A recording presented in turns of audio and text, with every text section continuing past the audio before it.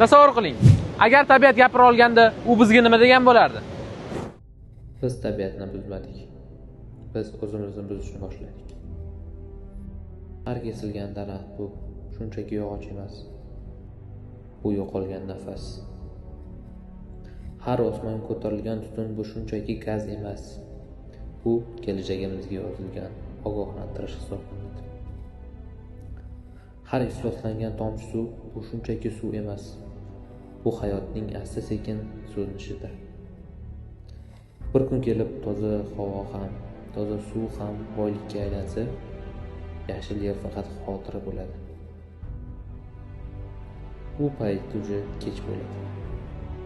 Bugun tanlov bor. Yashash yoki yo'q qilish. Tabiatni asrash bu boshqalar uchun emas, bu o'zimiz uchun. Bu hayotda eng muhimini unutmang. Biz tabiatsiz yashay olmaymiz, lekin tabiat bizsiz ham yashay oladi.